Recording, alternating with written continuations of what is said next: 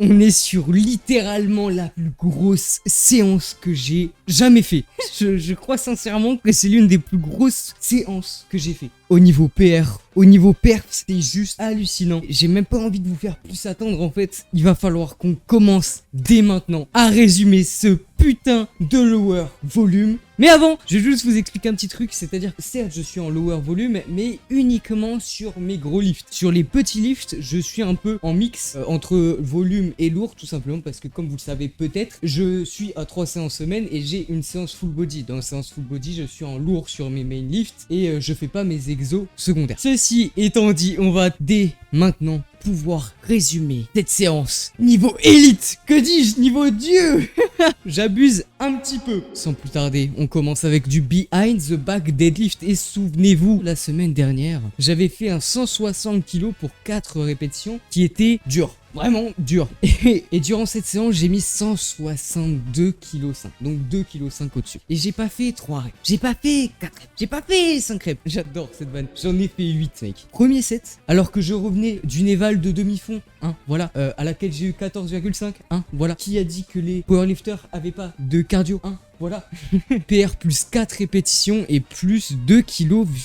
Ça commence sur les chapeaux de roue. C'est juste incroyable. J'avais prédit quelque chose d'exceptionnel. J'avais prédit une séance exceptionnelle. Et croyez-moi, que le deuxième série, on est sur un plus petit PR. Mais PR RPE 7. PR plus 2,5 et plus une répétition, étant donné qu'on fait passer le 140 kg qui était un 11 RM à 142,5 pour 12 reps. Ah oui, et j'ai jamais précisé, mais les petits chiffres juste à côté, c'est les dates. Dédicace à Théo, gros bisous. Ensuite, j'ai fait ma toute première variante sur le behind the back deadlift parce que j'ai fait du posé au niveau des genoux et croyez-moi que cette variante, elle est malicieuse. Hormis le fait que c'est l'endroit en gros le plus dur, bah c'est l'endroit le plus dur. Le groove est encore plus étrange que sur le behind the back classique, mais pour autant ça permet d'un peu mieux comprendre comment passer l'endroit des genoux. Donc c'est une variante que je trouve très intéressante et pour le coup j'ai fait un 130 kg x 11. Même si j'ai pas encore de performance sur ce tableau, je sais que c'est une bonne perf, tu vois. 130 kg x 12, x 11 pardon, je sais que c'est une bonne perf en posé. Et après ça, vous voyez le 100 kg qui est là, j'ai mis 110. Je me suis dit ok, je vais en faire 15, 16. Non. Donc j'ai pas fait 13, 14, 15, 16, 18 reps. Non. À 110 kg. Donc un PR plus 10 kg. J'ai fait un PR aussi plus 2 reps, mon ami. Je pense que ça vient à la fois du fait que je débute l'exo, tu vois, donc il y a forcément toute une partie technique qui se prend super vite au niveau des perfs, mais quand même. Et je me suis terminé sur l'exo avec une slow rep, toujours trop rapide, mais cette fois-ci j'ai mis 110 kg et j'ai fait donc la slow rep en 15 CT, soit un petit PR plus 30 kg et plus 4 secondes si on se base sur ce que j'avais fait la dernière fois. C'est pas très représentatif en fait ce 80, tout simplement parce que j'étais extrêmement rapide sur ce 80. Là j'étais encore trop rapide sur le 110, mais je commence à comprendre en fait comment optimiser la slow rep. Et surtout en fait le truc c'est qu'il y a quasiment pas d'amplitude contrairement à ce qu'on pourrait penser. Il y a beaucoup moins d'amplitude que sur un deadlift traditionnel par exemple. Alors sur un Zercher deadlift par exemple, n'en parlons pas. Et slow rep très marrant, mais très étrange parce qu'il faut vraiment ralentir de fou, beaucoup plus que ce qu'on pense. Après, le hip thrust. Le hip thrust, c'est pas l'exo où j'ai le plus perf, mais j'ai quand même perf de zinzin. Première série, 202,5 kg. Et à 202,5 kg, je pensais en faire 7. En sachant, souvenez-vous, que j'ai changé la variante. Avant, je faisais mon hip thrust en mouvement partiel. Aujourd'hui, du coup, je fais à même le sol parce que c'est moins chiant à mettre en place et l'exo me casse les couilles. Donc, j'ai 2 fois plus d'ampli. Donc, logiquement, c'est censé être beaucoup plus dur de perdre. Et en vrai, ça l'est, mais pas aujourd'hui, étant donné que le 202,5 kg, j'ai fait un petit 9 reps avec soit un PR plus 1,5 kg et plus 2 répétitions en ayant 2 fois plus d'ampli. Quand je vous ai dit que cette séance, elle était singesque. Après, sur la deuxième série, j'admets que j'ai chié dans la colle. J'ai mis 181 kg et j'ai fait juste 10 répétitions. Bon, celui-là, on me l'accorde. Voilà, je sais pas ce que j'ai fait. Même moi, je sais pas. J'ai dû regarder après pour être sûr que c'était la bonne charge parce que je pensais sincèrement qu'il y avait plus beau. Peut-être que mon cul était vraiment cramé. Peut-être que j'ai peut-être plus dedans, tout simplement. Ceci dit, en troisième série, là, je me la suis mise. Parce que là, on passe sur la variante longue pause. Et les longues pauses au hip thrust, c'est dur. Ça nerve de fou. Là où en 1 RM, je dois être autour de 250 peut-être maintenant. 240, 250. Crois-moi que si je fais une longue pause, ça descend à 200, allez 220 max. Donc je perds entre 20 et 30 kilos sur mon 1RM, juste en faisant des longues pauses. Et c'est une torture. Donc j'ai fait un 160 kilos pour 10 reps en longue pause. En vrai, même si le 202, il était vénère, la perf dont je suis le plus fier, bizarrement, c'est le 160. Parce que les longues pauses, c'est destructeur.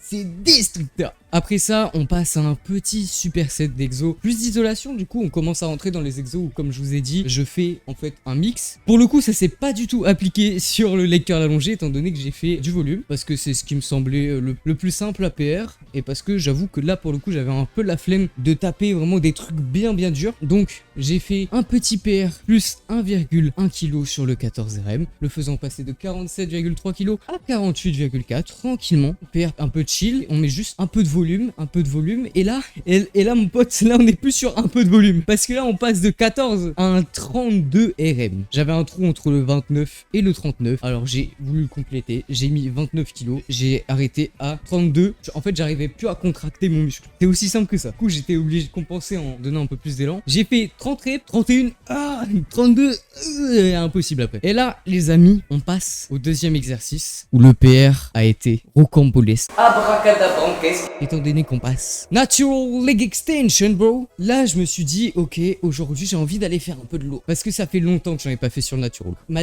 dernière perf la plus lourde, c'est un 12,5 kg pour 4 répétitions. J'ai mis 17 kg. Je me suis dit, vas-y, je vais en faire une, deux max. J'en fais une, j'en fais deux, j'en fais trois, j'en fais quatre. Faut que j'arrête avec cette blague. Et j'en fais une cinquième. Qui signifie un PR plus 5 kilos. Et 5 kilos, ça peut paraître rien. Si on fait le ratio, même si ça marche pas exactement comme ça, mais si on fait le ratio, ça nous donne un PR plus quoi, 20, 30 kilos. 100 kilos au deadlift par exemple, à 200 kilos, bah d'une semaine à l'autre, je rajoute 80 kilos. 60 à 80 kilos, bah pourquoi pas. Mais ça n'existe pas ça. Et c'est pas censé non plus exister que tu prennes un PR plus 5 kilos et plus une rep en ayant une meilleure forme, en ayant plus d'étirements parce que tu contractes plus le cul. Ça n'existe pas. Il y a aucun monde où c'est possible. Puis hier, je n'en reviens pas de ce PR. Genre, c'est le PR qui m'a le plus choqué parce que tout simplement, le natural, il n'y a pas le bénéfice du doute comme le behind the back ou en mode c'est un nouvel exercice donc peut-être que ça donne la technique. Là, la technique, elle rend l'exo plus dur. J'ai plus d'étirements, je mets plus lourd, je fais plus de reps et en plus, la moitié des reps, sans même le vouloir, elles sont posées.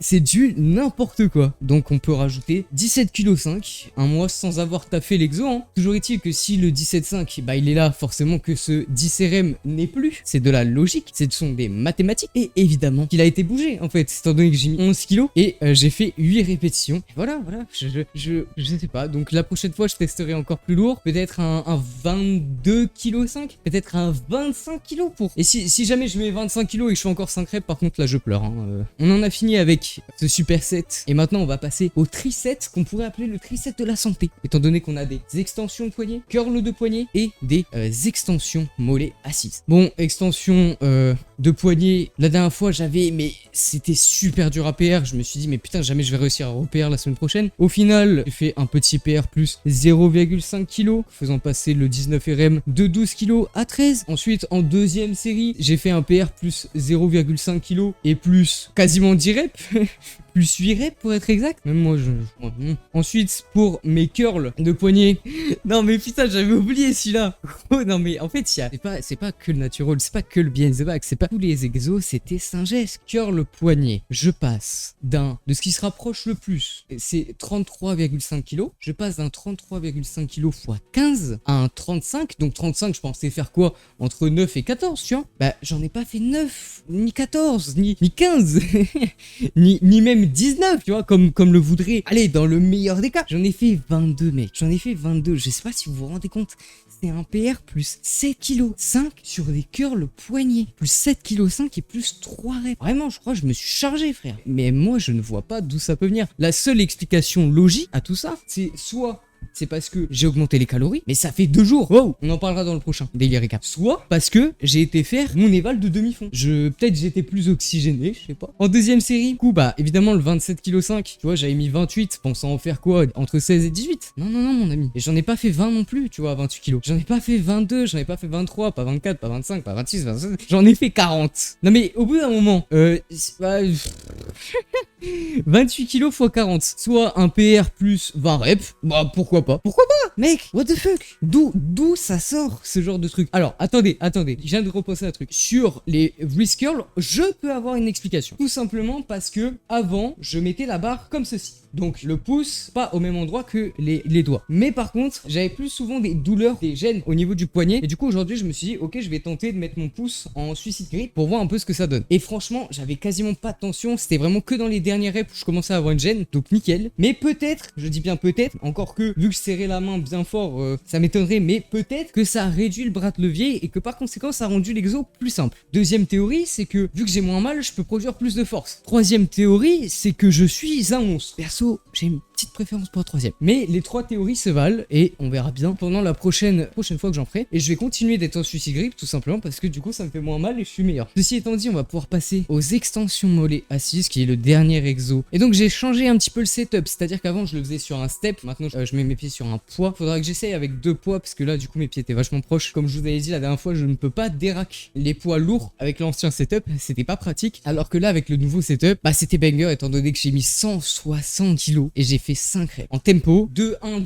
2-0, entre 1 et 2. Je le répète, mais quitte à travailler mes mollets, je veux au moins les hypertrophier, tu vois. C'est pour ça que je mets un petit tempo. Donc, première série, ça me semble logique, enfin, ça me semble pas si mal. Deuxième série, 140 kg x 12. Bon, bah, forcément, s'il y a un 140 kg x 12, le 100 kg x 16 ne tient plus, tu vois. Ça se voit. Et en effet, étant donné que j'ai fait un PR plus 20 petits kilos, voilà. Cette séance était exceptionnelle. Bah, j'avais pas menti, mais moi, je n'en reviens toujours pas. Si je peux analyser les données, il y a plusieurs facteurs quand même, qui entrent en jeu, qui peuvent expliquer. Mais l'explication précise, je pourrais probablement jamais l'avoir. Dans les données que j'ai, moi, qui peuvent expliquer ça, c'est l'augmentation des calories. Sauf que bon, certes, je suis passé à 3000 calories pour me maintenir, et je ne sèche plus. J'ai une grosse augmentation des calories, ce qui me confère plus d'énergie. Par contre, ça fait que 2 jours, quoi. Est-ce que ça marche en 2 jours? Deuxième théorie, je mets un gros disclaimer sur ce que je veux dire. Peut-être que j'avais une meilleure oxygénation de mes tissus due à la course. Possible. Et la troisième donnée, c'est que ça fait extrêmement longtemps que j'avais pas pris de caféine et j'ai pris 400 mg du coup avant de courir en demi-fond et pendant mon entraînement j'ai repris une scoop de Origin MyProt je sais pas quoi là et du coup bah je devais tourner autour de 450 peut-être 500 mg de caféine. Quand tu passes de 0 tu le sens, tu vois, ça y va. Peut-être que c'est les trois alignés. Voilà, moi je vous expose juste les données pour qu'on puisse tous ensemble comprendre comme une grande famille. Sinon, moi j'ai fini avec ce récap de folie. J'espère que mon entraînement de ce soir sera à la même hauteur finalement. C'était Seiki. N'hésitez pas à venir me follow sur Twitch. On reprend les streams le 31 mai. Soyez présents. Moi je vous fais des bisous. Ciao.